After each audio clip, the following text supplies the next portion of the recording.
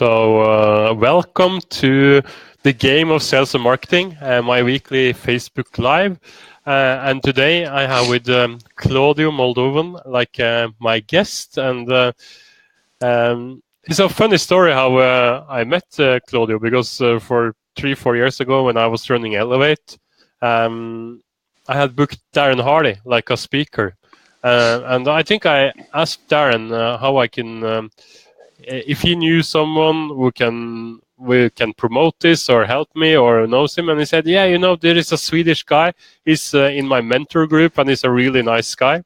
And I think I booked talk with you, Claudio. And from the first minute, I got this feeling that Claudio is a great guy. He's the heart in personal development and really want to help people. So, and I'm really thankful that you can join me, Claudio. So thank you for your time. I know you're a busy person and had a really busy year. So thank you for that. Yeah, you're welcome. Happy to be here. And our topic today, it's a little bit why I booked Darren Hardy to come to Elevate. He has a topic that I really like, which is called the compound effect.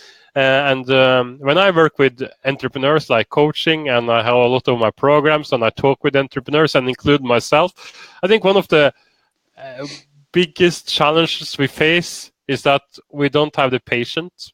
We want results really fast. And if we don't get the results, so someone is saying that they need to. Can everyone see us and hear us? Can you just write something in the chat box so we know it? Because someone says that it doesn't start. Okay. Yeah. Is it okay? Can you just write yes or ja in the chat box so we know that everyone can see us? Great to see both of you from Singapore. It's cool. I'm in Vietnam, so it's not far away from Singapore. Yes, we can see and hear perfectly. That's good. Awesome. Yeah. So so one of the things that is like a lot of entrepreneurs are waiting for this magic pill, or this magic sales strategy, or this magic marketing strategy, or this magic person who are coming, or this we are just like hoping for this magic thing. And if it doesn't happen, we are giving up, and we change direction, and we try something new, and we try something new, and a new and a new again. So that's our topic today. And how did you start with interest yourself for the compound effect, Claudio? Wow. Well, it was obviously through Darren Hardy, where I first heard it. And then I started to, like, in the beginning, I didn't like it at all, because it didn't, I felt it didn't match my personality. So I was quite angry the first time where I actually started to apply, not just read and know about it, but to apply it systematically in my life and, my relationships, and obviously my projects and my business life.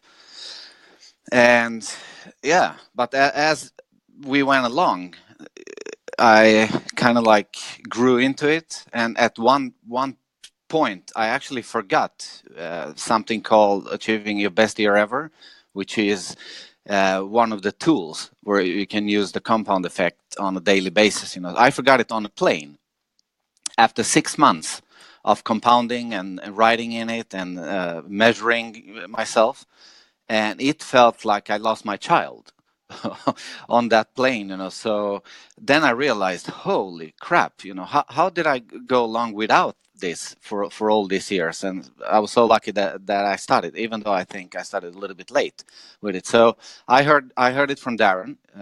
He was on stage. I think we were in the States, in Las Vegas, if I'm not mistaken, the first time he spoke about it. And at that time, I didn't have any relationship with Darren Hardy. I was sitting at the back in a big event with thousands and thousands of people, but something kickstarted, the whole process. And it's a long story, but you could say that part of what he's saying in the compound effect and teaching out, I use that both consciously and unconsciously on creating a great relationship with him, So it's been so many steps that I've actually, after many years, thought about it, that compounded to me being a part of his high performance forum and today, considering him a great friend. So yeah, that's how it all started in the States at a big event.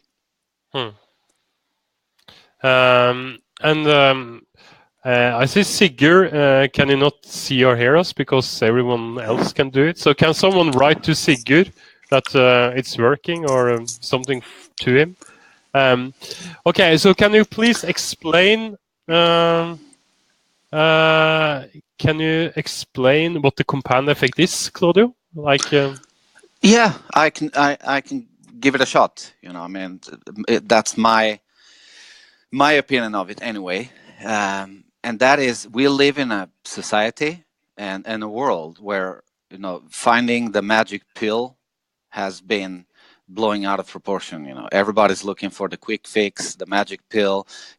Get rich tomorrow. It's cryptocurrency, become a millionaire, lose 50 pounds in 2 minutes. So that is like we want it now. We want it fast.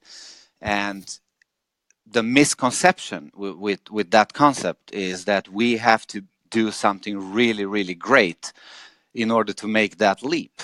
You have to be a very smart person, or you have to have an inner talent, and so on. And that is the misconception. So the compound effect is all those boring daily activities that you think will not affect you so much in the long run, that you do, but that it's very easy not to do.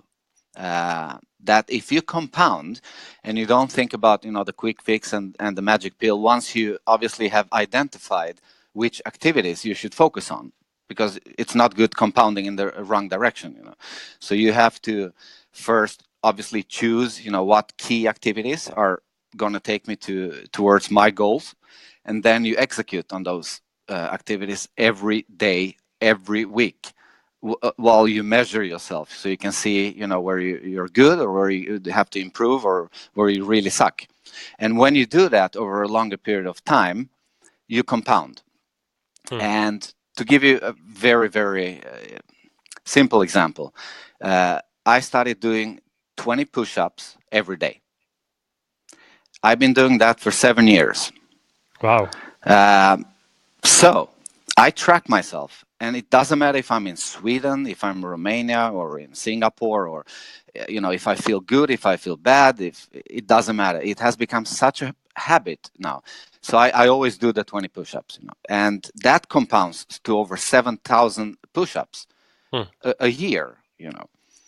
So when you do that for a couple of years, then it's a hell of a lot of push-ups, and you start seeing results that you can't see in the beginning. It's not like going to the gym and your muscles are all pumped up, nobody can see it, not even you. But when you do that consistently every day, after 1 year, you get results that people are you spending so much time at the gym? And no, I don't, but I just do the 20 push-ups every day, and 7 days a week.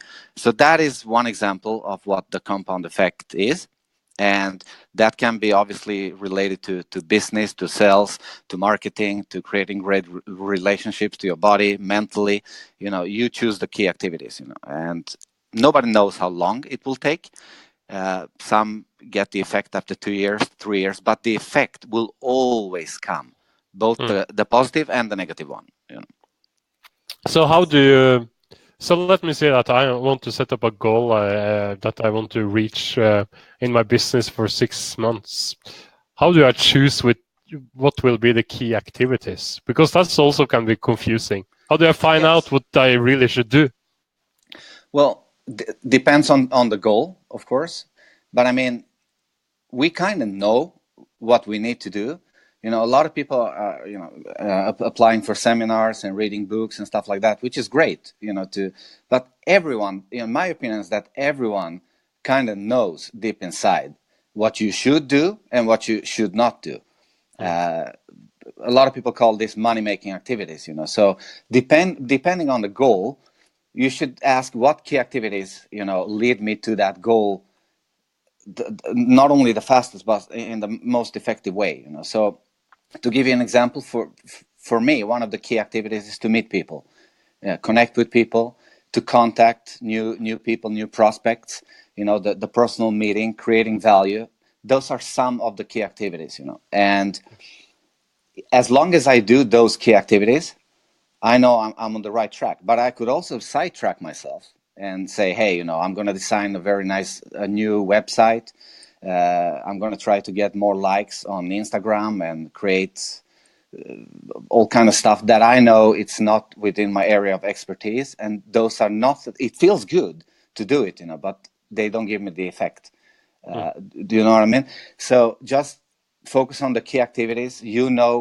Which key activities have brought you success or the results before. Is it a new diet? Maybe, but is it when you went outside in the park every day? Who knows? You know, but that's really important, like I say, to find the right key activities for your goals. So how do you say you do these push-ups every day, even if you're traveling? Yes.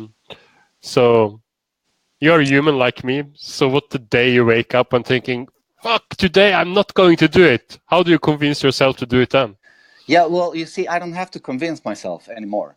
In the beginning, you do have to convince yourself, but once you start, making the compounding a part of your life, then it becomes a habit. And as soon as it becomes a habit, it can become a very strong habit. So for me, I don't have to push myself anymore because I have it in my daily routines, and it's such a strong habit that I don't even think about it. So, and then I have some hacks to make sure that, like when I say we get up in the morning and stuff like that, I've designed some hacks for myself, so nothing can interfere with my process.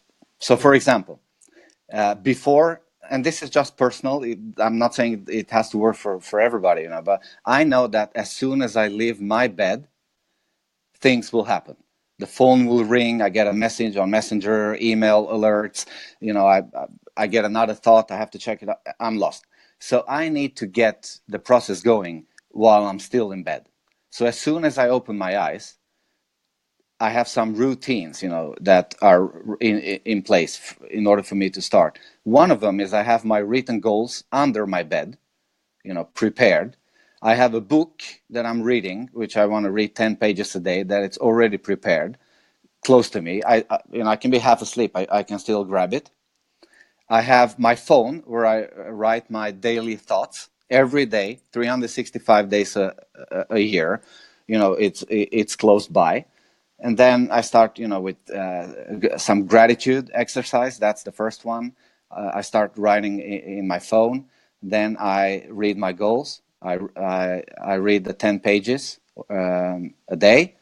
And then when I then wake up, I'm already in the habits, in the habit process. So then I go, I do my 20 push-ups, I stretch, and I meditate for 3, 4, sometimes 5 minutes, nothing advanced. This is happening every day, all the time, 365. But I don't push myself, and I hack it so I don't have to get disturbed, which is very important, because then you lose it.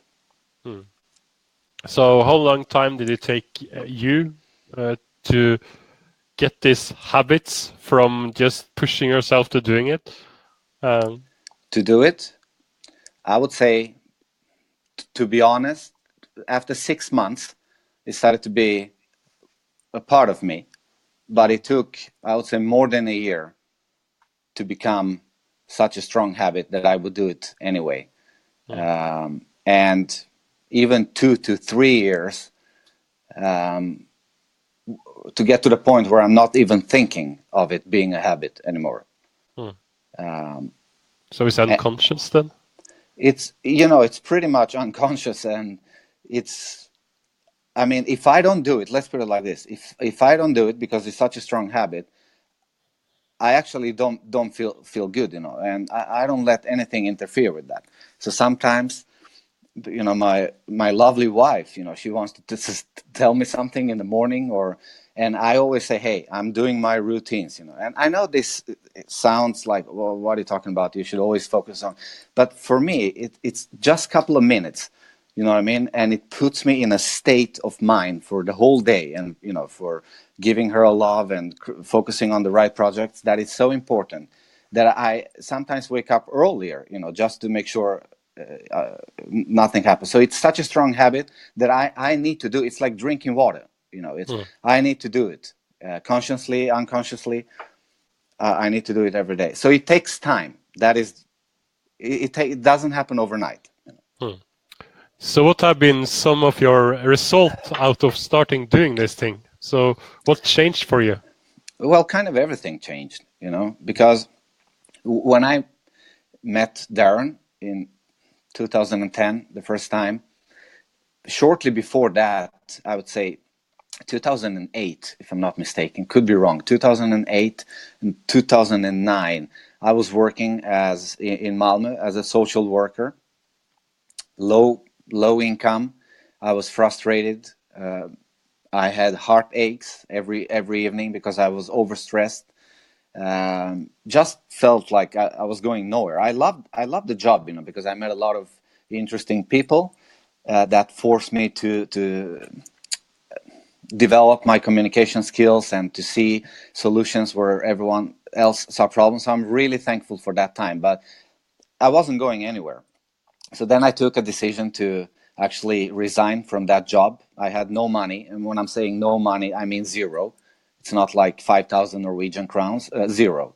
I had no contacts within anything doing with business or the private sector or anything. I had no clue about anything, not even VAT. I didn't know like what that was really, So that's where I was pretty much in 2009, and then in 2010 I started to read some personal development books and discover this new world. And I had very high goals, but the skills were not there with the goals, and the network was all nothing around me.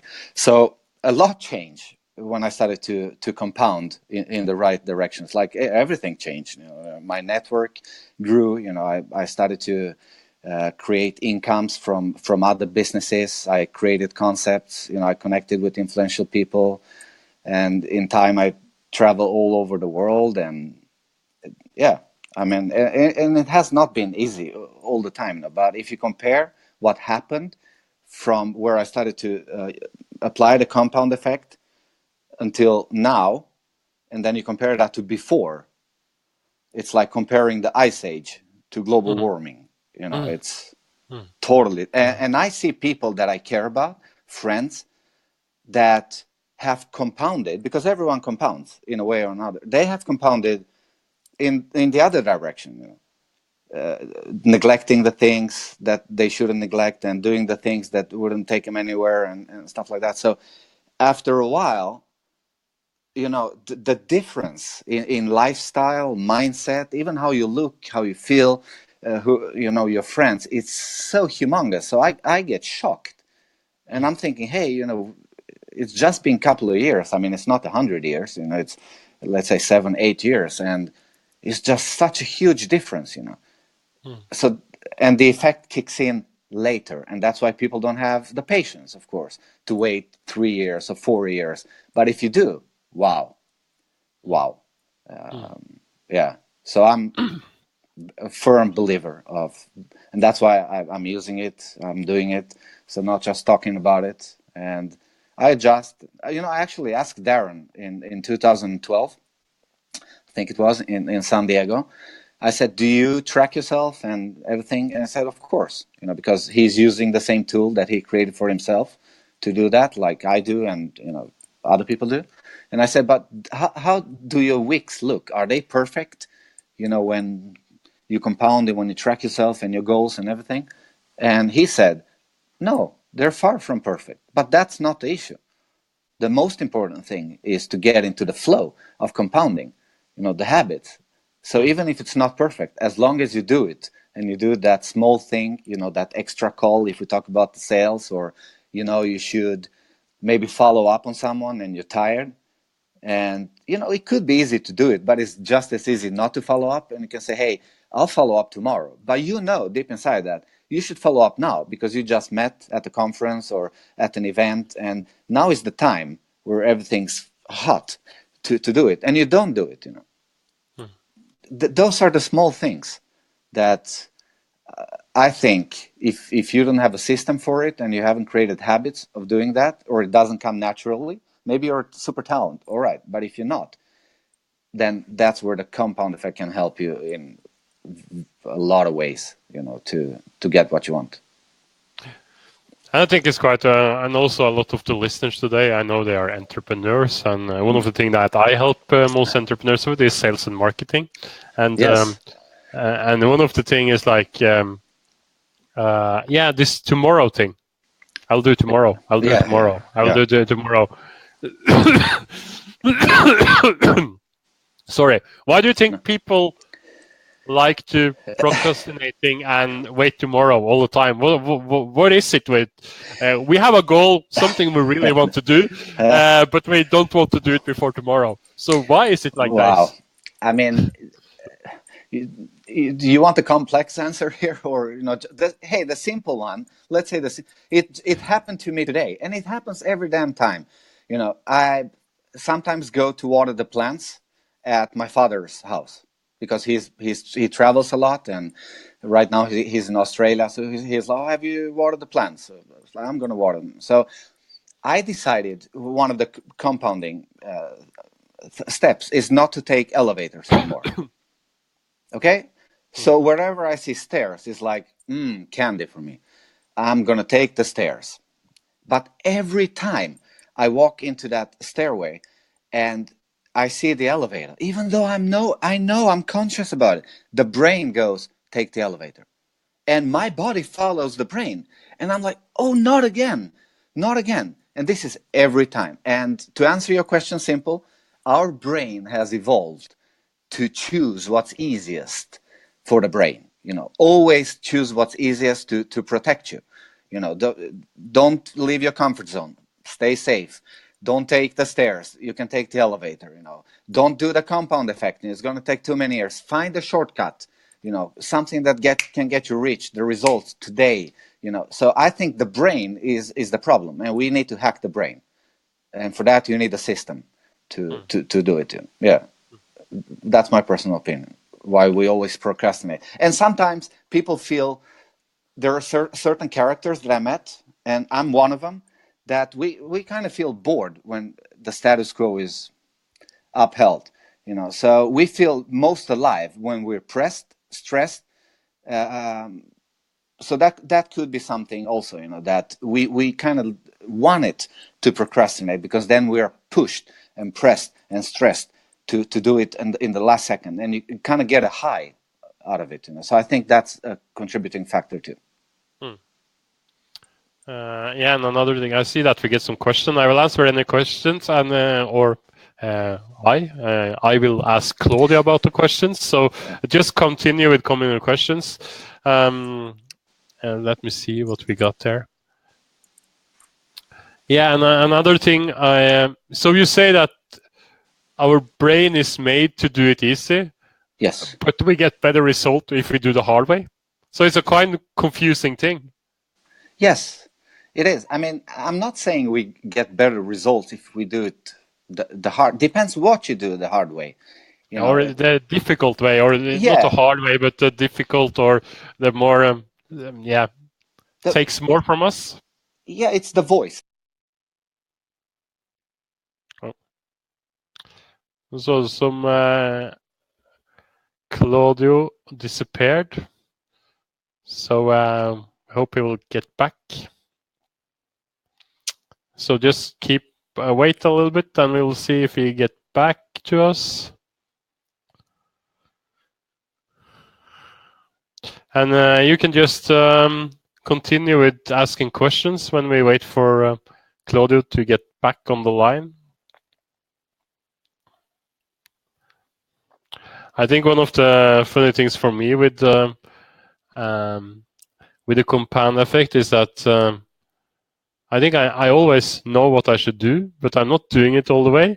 But when I start to do it and I see the result, I'm just thinking, like eating habits. I saw someone was saying something about eating habits. I know when I eat unhealthy, I wake up tired the next day. But it's just like a big pressure to eat unhealthy food. It's something like I like there. But the day after, I don't like it at all.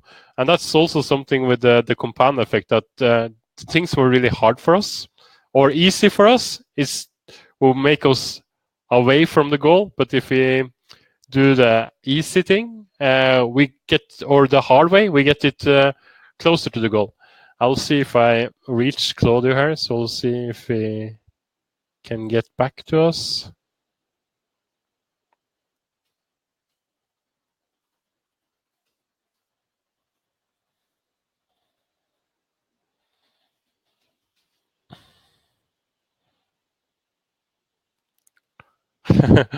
Lene sier det var vel tid for armhevinger. Ja, han fikk vel He got some time to take yeah.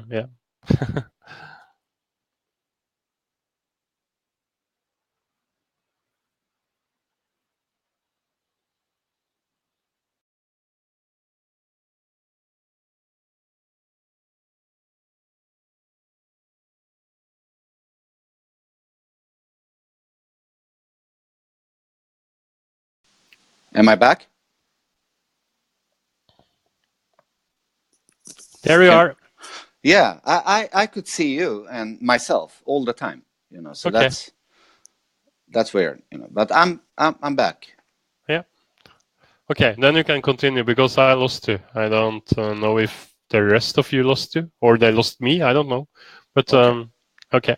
Yeah. So you can continue where he was. Yeah, well, I don't know. I don't remember exactly where we were, but it was with the hard things, I mean, yeah, if you don't have a system, let's say like this. I mean, if you don't have a system for compounding, a tool that you use, and there are a couple, but you need to have this system, then you will not do it long term. It doesn't matter, how strong-willed you are, how talented, or what your goals and how much passion you have to get it there. You won't be able to sustain it long term. So you need to get a system, a tracking system, and that is what separates a lot of people, from getting the results. And I mean, I used that system even when my mother was dying, and we went through a period of, I would say, 2 years, 2.5 years, where we spent our days and nights in hospital, and it's just like a horror movie, what happened. And during that time, I still use the tracking system more than ever. I did my routines more than ever. I track myself more than ever, because I knew that it's even more important to do it when things are falling apart around you. So it actually, I would say, it saved me from going insane during that period. So how is your tracking system? Can you tell me about what they're doing? You say you need a tracking system, so can you explain the tracking system for us? I can explain parts of it. So every week I have my banner goals, which means that 3 main goals that I have every year, right? Those are set at the beginning of the year, and if you haven't done it yet, there's still time. So it's not like, oh, I have to wait until 2018 is gone. No. You can start anytime. So that is my main goals. Whatever comes between or as a plus, I say no to, until one of those 3 goals has been achieved. Then I have room for another one if I want to. Every week I have the top 3 goals for the week, and this is something that I do every Sunday for the new week. I have the top 3 goals for the month, and then I have the 3 most important events that have the biggest impact on my goals. So one of those 3 is Facebook live interview with Peter Erik Nuvel. Yeah. So it's here, I cannot. How can I miss it? And then every week I have those key activities that I told you about. So in my case is having a date night once a week with my wife. More, of course, if possible, but at least one, to contact new prospects, to have business meetings, write in my diary, train, meditate, work on a project I have called Vital Adventure, read my goals twice a day, and then read 10 pages a day. So that is the weekly plan. It looks like this. And then I track myself. So every time I do one of those activities, I put a X. And at the end of the week, on Sundays, I can see, hey, my goal, to contact new prospects was 10 a week. I only did one. So I put a score of 9, which is 10 minus 1. It's like golf. The more points you have, the worse player you are. The lower points, the better. So at the end of the week, I can see my rhythm, and I can see why things are not happening maybe as I wanted to happen. So that is one part, and also the reflection part, which means I have an accountability partner, great guy from Puerto Rico. He's a specialist doctor. He moved to the States actually now to California, and we have been doing this for over 5 years. So every week, sometimes every second week, sometimes once a month, but for 5 years, we go through, hey, what were your wins? What were your misses? Because we don't want to use losses. What were your misses? What were your insights for the week? And what things need to be fixed? So that is also part of the compound effect if you wanted to do it professionally. And we also exchange ideas. Hey, I downloaded this podcast right now to meditate. It's really great. Or you should read that book. Or, hey, you said you were going to do that thing, but now you're doing something else. What's happening? So that's some of the things that I use to keep on track. Yeah. So for me, when I listen to you, it looks like you're really disciplined. So again, I'm just thinking that some of them are thinking, oh, I cannot start to do this thing because there's even more stuff I need to do. So how will this help the entrepreneurs who are listening to this? Well, I would say this will help them focus on the right stuff, because we're so busy being busy these days that it's kind of like has become a game of being busy, but everybody's busy, but nobody's delivering, or very few are delivering the right results. You know what I mean? So you get a high of being busy. Oh, I'm so busy, I don't have time, I have to do this and that. But what are you really doing? What are you doing?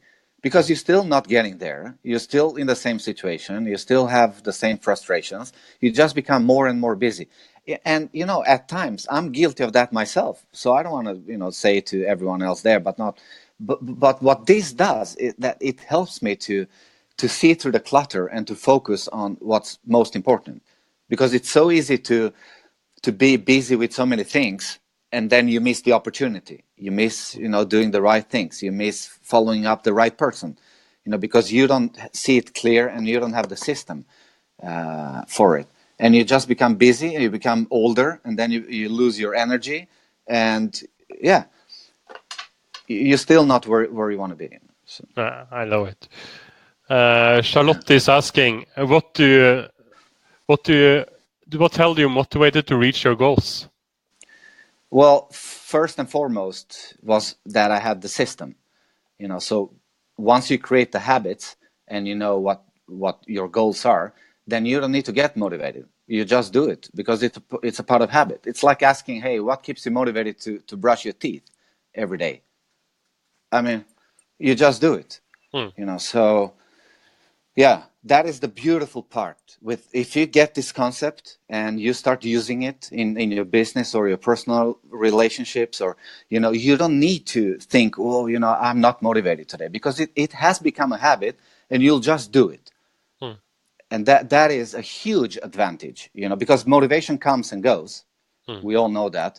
After an event, we're all pumped. This is going to be the year. I made a vision board. I talked to everyone and stuff like that. And then 2 weeks later, it's raining and nobody's calling and stuff like that. Motivation's gone. Oh, I need to go to another event. And so we go. So I would say using the system is what keeps me motivated. Because then, and the compounded results, to answer your question, because after a while you actually see the results quite well in sales, in marketing, and relationships, and everything, you know. And then it becomes fun. You get like a diploma that you're on the right way. So Sandy is asking, how can we hack the brain? Well, it depends why you want to hack it. I'm not the hack expert of the brain. I can just give you examples. You know, I want to give you practical examples of what I'm doing. You know, so I talk to myself like a crazy guy, and I think that the ability to talk to yourself when no one's listening is very important during the process. You know, how you talk to yourself. Do you say to yourself, "You idiot, you've done it again"? You know, I mean, it's hard. Who do you think you are, really? You read all these books and you enrolled in the seminar courses online and sales, and it's not happening for you. When are you going to realize that that is a conversation that you have with yourself? So if you become good at, hey, you know, this is my time, you know, it's going to take a little bit longer, but I'm just getting better and stronger for every day, you know. And yeah, you were an idiot today, but today we're going to crush it. You know, so I would say a way to hack your brain is the inside conversation which in your head with yourself. How does that sound? And if you do it in the right way, you can immediately change your state and your perspective, and you start looking for solutions. You know. There are many more ways, of course, to hack it, but it's quite simple how you talk to yourself. And also another thing I want to ask the listener, if you like what we're talking about, can you give us some likes and hearts and thumbs up and things like that, so we see that we are talking about something that are interesting for you. Meditasjonsguiden is asking, what have meditation done for your business? Well, it has done a lot for my business because I am the business. So if I don't feel well, I don't focus on the right things. I see problems. I get frustrated. I don't have, you know, the energy to follow through with stuff, to stay consistent. So for me, it gives me clarity and centers myself. I do it in the morning, and one of my goals is to do it in the evening too, you know. I failed quite miserably when it comes to doing in the evening because I like to read science fiction and doing other stuff, you know, in the evening that kind of like compensates for everything I do during the day. But it has kept me very centered and a lot of energy, you know. And I also visualize. So this morning I visualized the whole day during my meditation, and it's not something complicated or complex. I know there are people out there that are really, really great at techniques. For me, I just breathe. Focus on the heart. You know, I visualize like the heart is my lungs. So I breathe through my heart. I heard that on a Greg Braden seminar in Copenhagen and really resonated with me.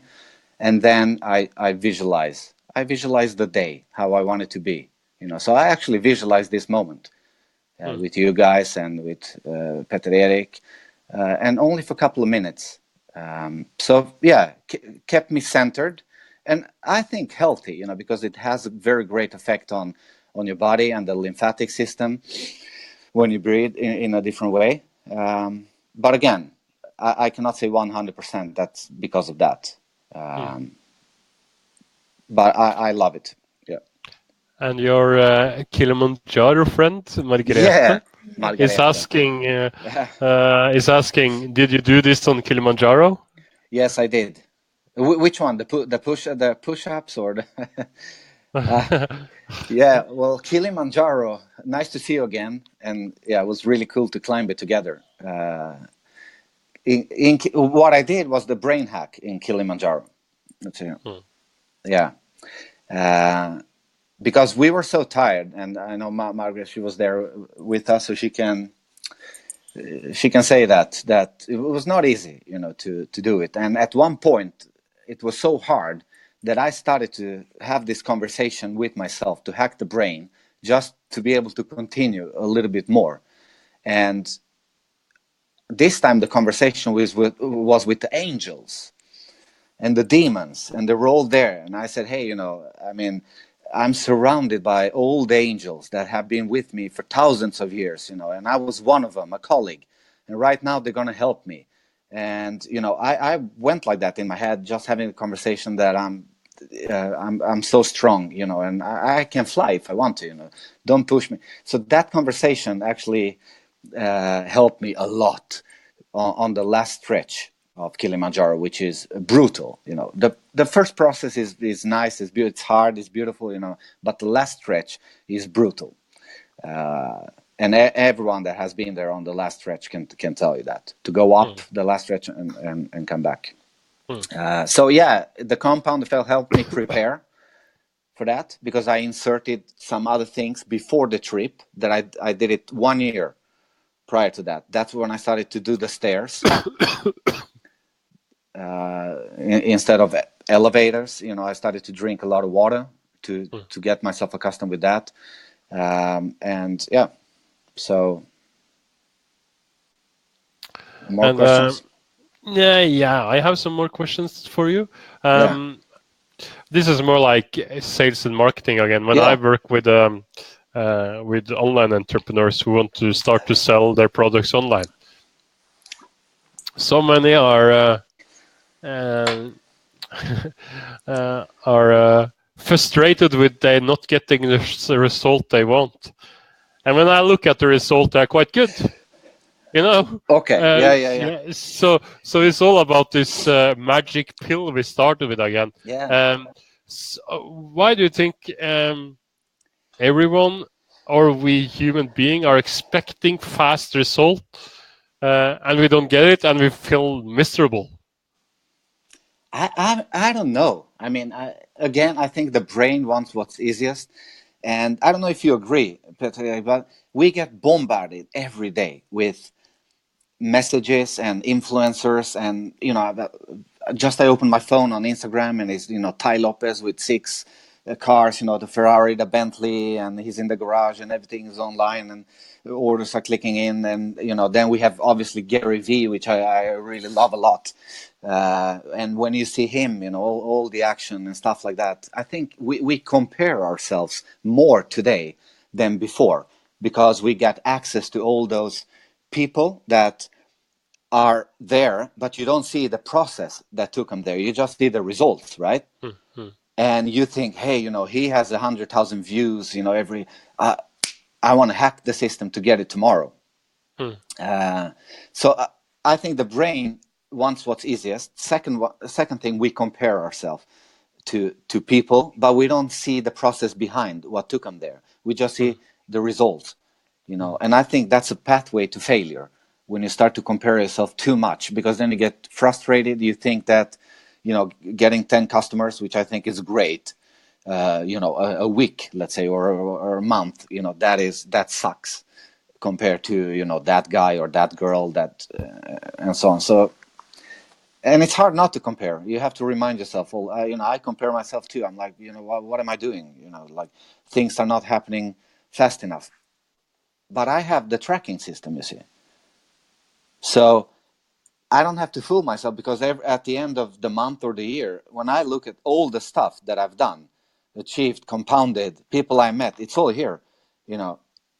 I immediately feel much better, and I know I'm on the right path. But if you don't have a system, and then I think you will try to find the magic pill or magic bullet, and you get frustrated. And because we tend to forget. We tend to forget both the good stuff and the bad stuff. That's how the brain works, and we're just looking for the next quick fix. How can we get there? So this book is more like a yearbook for you when you. Yeah. Again, this is what I'm using. There are hundreds of other versions out there. The most important thing is to track yourself, and to identify the key factors, activities that you want to focus on to compound, and then track yourself day by day, week by week, month by month, until it becomes a habit. And I do it every year. Yes, I get a new one every year, and I take maybe 3 or 4 days in December where I go through the whole year, no filters, just like hardcore truth. Hmm. What have you done? What have you, and some of the areas are miserable, even though after a couple of years. And then you have to start asking yourself, why Hmm. are they like that? So yeah, it's not But all it, peachy. but isn't this like it could be like you're quite hard with yourself when you're doing this stuff? You're setting quite high standard for yourself when you're comparing yourself to what the goal you set for yourself. So, uh, how do you celebrate, or how do you like have a good, cool? Yeah, that is a fun way to do this stuff. Because Yeah. when I heard it, it's so much to do. Yeah, but it's not, you see. So I'm No? really happy that you asked that. I'm so happy. I'm more than happy, because I get this question from my grandmother, in Transylvania, and she used to be a teacher. She speaks several languages. She's 85 years old. She's on Messenger, Facebook. She loves to develop, hates being left behind. And I get this all the time. When are you having fun, Claudio? I mean, everything is so disciplined. And do you even have time to breathe? And when do you celebrate? And when was the last time you were at the nightclub, she asked, with no worries, just drinking and dancing the night away. And you see, all that and even more, it's happening all the time. It's all the time. Because once you do this, it doesn't take such a long time. It takes very few minutes. The morning routines take 15 minutes. That's it. And you've done more than 99% of the people starting the day. Reading 10 pages. I mean, how long does that take? Not a long time. Doing the 20 push-ups, if that's what you want to do. So it doesn't take a long time. And during that time, because you're already set up to succeed by doing the most important things, it gives you much more space to actually, I take naps every day, just so you know, because I know a nap is very healthy. So at 2 o'clock in the afternoon or whenever after lunch, I take a nap. It's beautiful. I wake up, I do my morning routines. I go train in the park, listening to some podcasts, and then I listen to hardcore trance because I love trance.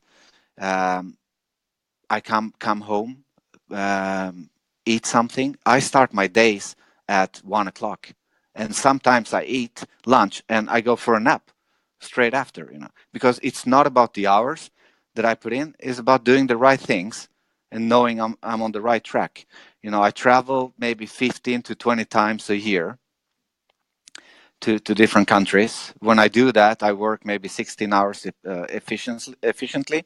The rest is visiting, connecting with people and stuff like that. So, but of course, when you look from the outside, it looks like hell. That looks really boring. But it Hmm. actually gives you, how do you say, a possibility to have a really great life once So you you took. say you see, so this is a way to get more freedom. It's definitely a way to get more freedom. I mean, if Hmm. you're into sales and you start compounding and you're doing the right things, that will lead at least lead you to more financial freedom. In your relationships, if you have compounded, you know, the right things for a long time, that will give you a great relationship. That's kind of a freedom if the relationship is what you want. The circle of influence, if you do the right things with those people at the right time, that will grow stronger and stronger. And yeah, but if you don't do the right things and you neglect them, all these things that I've told you, and I mean, I don't know if you agree, Peter, but it they can all break, and that's when you hear people saying, "I'm so unlucky. Hmm. I lost my business. My partner cheated on me. I got robbed on the way. So everything happened at me at once, and I put on weight, and I'm very ill mentally. But it's not at once. It compounds over time. Hmm. So when Hmm.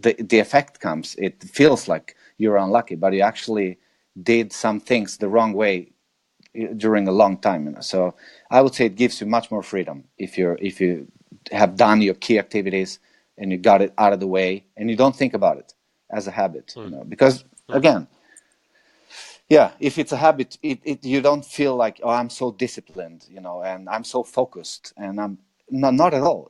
I don't even think about it anymore. It's just habits, Hmm. So, and that's where you want to get with your sales, with your marketing, so it becomes automated. It's habits and doing the right things over a long period of time. Even though Hmm. it's fun to hack some things, it takes time. Hmm. It does. Hmm. Cool. Thank you for a good answer. Um, and also, we have like 10 minutes left, so if there is any more question, you can ask them now in the chat, and I will take them. So I have some question. What is your three big goals for this year? Wow. Okay. So the first one, obviously, is we've launched a company called Vital Adventure, which is similar to a high performance forum, but we have more adventure, more fun in Transylvania, the land of Dracula in Romania, so that is to get that going really well. We have the people in place, the whole process, the specialists, and we'll have the second group in September this year. But I wanted to have it 4 times a year, like a mastermind, and then from there on duplicate it to other countries, Iceland, Puerto Rico, and stuff like that. So that's one of the big goals. The second big goal is to become much more, I would say, financial intelligent. Because at the end of the year, again, because I'm tracking myself, I can see, I have something called the wheel of life, where you can see business and relationship, mental, spiritual, physical, and stuff like that. And every year, no matter, how much money you make and what you create, it's like that is an area that is not developing for me as I would want it to be. You know what I mean? It's always like lacking somehow. So for the first time, I decided to make it one of the main goals right now to do what I know I need to do, and to put it in the tracking system this time, and do some key activities that I haven't done before to make sure that I become more financially intelligent. So I put in many hours in reading about Rule One investing, the Warren Buffett style, and just to be smarter with the money and to know where it goes and stuff like that. Yeah. So that's I think it's my second. Yeah, it's my second. And the first one is to launch successfully our sales company, talking about sales, Swedish sales company that we just launched called Settlements, and to do it successfully. And I have some numbers that I want to reach until the end of the year, and then go internationally with that. So Cool. those are the three. Yeah. Yeah. And the last question I have for you, if Yeah. no one asks anymore, is have we got on? How many new habits do you think is a good start when doing it at the same time? We got a question there. Well, hard to say. Not too many. Not too many. I would say start with 3. I don't know why. Good things come in 3. People say. I think if you do more, then it's not good because you're not going to be consistent. So I would start with 1, really. If you haven't, created a habit consciously before, and you wanted to make it a strong habit, start with 1. And once you've done that and have been through the process and know how long and what it takes, and also, yeah, what can stop you, then you can start with 2 and 3 and 4, and so on. And some habits you can do it every day, some you can do it once a week. So I mean, date night for me, the goal set is once a week. So Cool. yeah. And the last question I have for you, what is the best tips you can give to a entrepreneur? Wow. To that started or that has been around for forever, To or been around, just good tips for entrepreneur. wow. Well, I would say your relationships and values are what's most important. So do not break those, because if you do, we live in a world where, I mean, it wasn't good before either, but we live in a world where everything is so transparent, and information travels so fast, so I mean, just keep your values intact and care more about the relationships that you have around you than anything else, especially if you're an entrepreneur. Yeah. And what is your biggest mistake you have done like an entrepreneur? Ooh, I've done quite a few. Yeah. My biggest mistake. Well, what do you think for yourself? Well, my biggest mistakes are obviously, focusing on things, trying to do things that I know I shouldn't do, that I like doing, and just instead of outsourcing and delegating, I find myself in over and over again until I stop myself in the processes that I know I'm not the most effective and reliable. And the biggest mistake, if you want some concrete example, is actually trusting someone that was supposed to be my mentor in the financial sector, and that for years, completely fooled me and was a totally different person that I thought. But I don't know if I call it a mistake more than a lesson. It felt like a big mistake when I realized, the financial loss and the mental and emotional loss. But at the same time, I'm really happy for it, because it could have cost me so much more, if you know what I mean. And that's a valuable lesson. But I would say that's the biggest shock.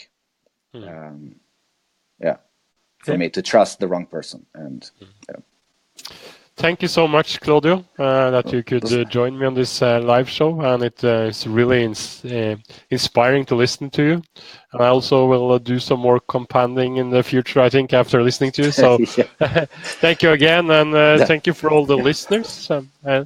It was nice to be a part of it. Have a great week, everyone, and keep on doing what you're doing. It's a great thing, Peter. And enjoy the heat. I will do that. Thank you. Bye. All right. Take care. Bye.